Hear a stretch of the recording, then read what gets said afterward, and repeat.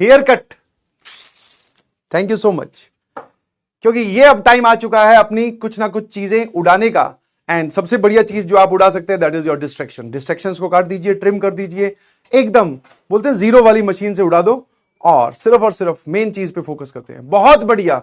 ये जो तुम्हारी मी की स्पीड है ये तुम्हारी सीरियसनेस को दिखाती है कि yes sir we are very serious regarding to our JEE preparation and पापा we know we want to complete the syllabus before time. हम टाइम से पहले सिलेबस कंप्लीट करना चाहते हैं। वेरी गुड यार, वेरी गुड। छोटे छोटे एफर्ट्स हैं, एक्स्ट्रा एफर्ट्स हैं जो कि कहीं ना कहीं आपके रैंक में एक सिग्निफिकेंट रोल प्ले करने वाले हैं। मंजिल के बारे में बात करना चाह रहे हैं तो मन में अगर जील हो तो मंजिल मिल ही जाती है, यस और नो। तो मंजिल को कैसे मैनेज करें ये आपके लिए एक डाउट आ रखा है ना, कि हाउ टू मैनेज मंजिल। तो देखो भाई, जो मैं डे 1 से एक ही चीज बोलता आया हूं कि क्लास 12th तुमने स्टार्ट की थी with A fresh start, fresh effort, एक आपने जी जान लगाया था।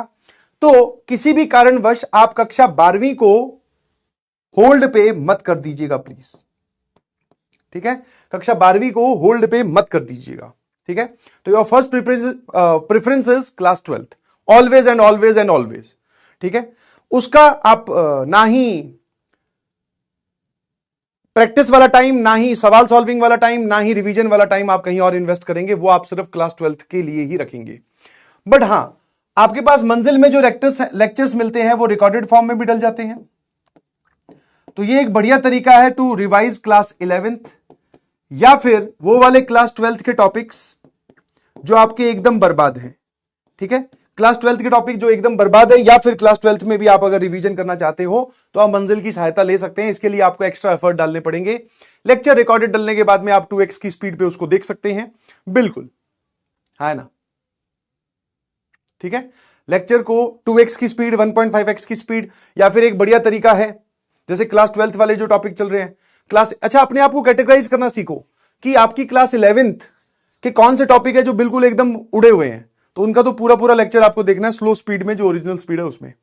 बट जैसे मान लो अभी लेक्चर क्लास 11th का जो रिवीजन है वो मैं ही लेने वाला हूं मंजिल में, क्लास 12th जो है वो टीके सर, तरुण खंडेलवाल सर पढ़ाएंगे। तो क्लास 12th का अगर आपको कोई टॉपिक जो आपको रिवाइज करना है तो थोड़ा आप स्पीड में देख सकते हैं, बट उसके लिए आपको लाइव अटेंड करने की जरूरत नहीं है ना।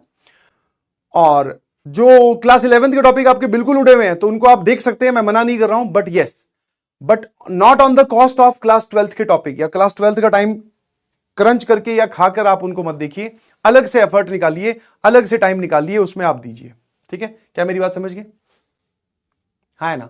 अब जो ये लिख रहे हैं कि 11 hour lecture by Salim sir, तो वो देख भाई चैप्टर बड़ा है तो उसको पढ़ाने के लिए टाइम भी ज्यादा लिया होगा, समझ में आया। तो वो जो 11 आवर तू अब सोच रहा है कि अब कहां से लेके आऊं, तो जब ये चैप्टर सलीम सर ने ही क्लास 12th में पढ़ाया था तब कहां था भाई, तब कौन सी कैलकुलेशन में लगा हुआ था। तो लेक्चर चाहे ड्यूरेशन कितनी भी बड़ी क्यों ना हो, सवाल सॉल्व करवाएं, टाइम लगेगा। मैथ्स के लेक्चर की ड्यूरेशन भी 6, 7, 8, 9 घंटे कितनी भी जा सकती है, बट यस आपको वो काम टाइम निकालना पड़ेगा, ठीक है। 2 पार्ट में देख लो, एक सीटिंग में देखने की जरूरत नहीं है, 2 सीटिंग में देख लीजिए, 3 सीटिंग में देख लीजिए, नोट्स थोड़ा स्पीड में बनाओ, ठीक है। और जो टॉपिक आपके थोड़े से अच्छे हैं, जो आपको थोड़े बहुत पता है, सिर्फ आपको रिवीजन करनी है, तो पहले नोट्स देख लो फिर उस टॉपिक की वीडियो देखो, ऐसे करके आप कर सकते हैं। समझ में आएगी नहीं समझ में।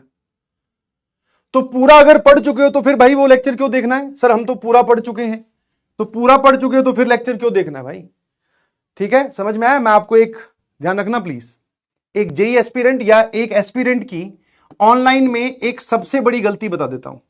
एस्पिरेंट की ऑनलाइन में एक सबसे बड़ी मिस्टेक क्या होती है, दैट इज बिगेस्ट मिस्टेक, जिसको आप ब्लंडर भी बोल सकते हो, जो कि सभी बच्चों से होती है। कहीं ना कहीं वो उस मिस्टेक को आइडेंटिफाई नहीं कर पाते। उनको ऐसा लगता है कि लेक्चर या फिर वीडियोस मल्टीपल टाइम देख रहे हैं, वीडियो के आगे बैठे हैं, सर पढ़ा रहे हैं, हम सुन रहे हैं, हम साथ में क्वेश्चन सॉल्व कर रहे हैं, तो ये हमारा पढ़ाई हो रही है। हम एक ही लेक्चर को दोबारा दोबारा देख रहे हैं, ये पढ़ाई नहीं हो रही है भाई, आप अपना टाइम वेस्ट कर रहे हो। जब आपने पहली बार देखा तब आपको नोट्स बना लेने चाहिए थे, दूसरी बार आपको वीडियो पे जाना ही नहीं था, दूसरी बार आपको उन नोट से पढ़ना था। समझ में आएंगे नहीं समझ में, this is the way, this is the way. ऐसा नहीं है कि आप लेक्चर के आगे बैठ जाओ और आपको ऐसा लगे कि आपकी पढ़ाई हो ही रही है जितनी बार लेक्चर, जैसे मान लो किसी का डिटर्मिनेंट छूटा हुआ है, छूटा हुआ तो उसको पहली बार तो देखना ही पड़ेगा पूरा का पूरा, बट किसी ने देख रखा है, उसको लगा कि डिटर्मिनेंट में कॉन्फिडेंस नहीं आया।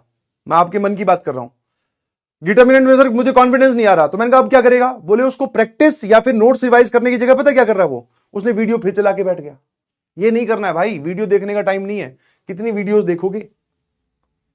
समझा? अगर कुछ करना है तो नोट्स के क्वेश्चंस को फिर से रिवाइज कीजिए और नोट्स के क्वेश्चन में जान लगा दीजिए। I hope you got my point. ठीक है, बहुत ही सिंपल सी बात है, बट इट इज जोरदार।